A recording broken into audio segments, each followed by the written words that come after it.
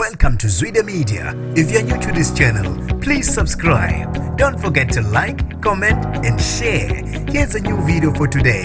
Enjoy.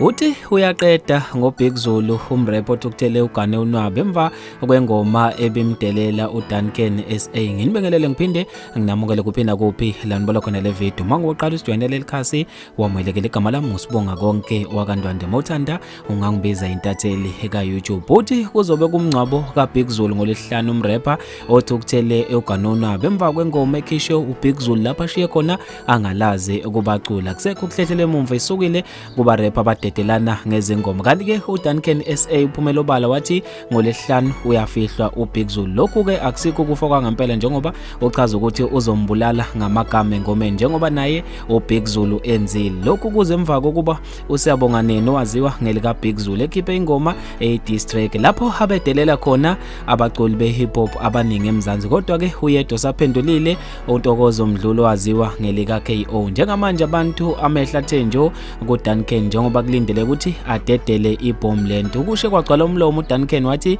uyaqeda ngoBig Zulu. Umncwabo wakhe kabantu mabalindele ngolesihlanu. Kanti ingxabano kaDuncan noBig Zulu yasuka ngesikhathi uBig Zulu efuna ukwenza ingoma noDuncan. uDuncan watshela uBig Zulu ukuthi ubanda mpo njengeqhwa. Abantu bajabulele kakhulu ngendlela uBig Zulu anyuse ngalo izinga lehip hop. Bathi sebelinde ukuzwa ukuthi umncwabo wakhe kuyobe kunjani khona. Ngizofisa mina ukuzwa okuphala kweni khona lapha kwi-comment section ngalolu daba. Mina njengentatheli ka YouTube sengiphuma kanje ngithi awungibambe evidweni elandelayo.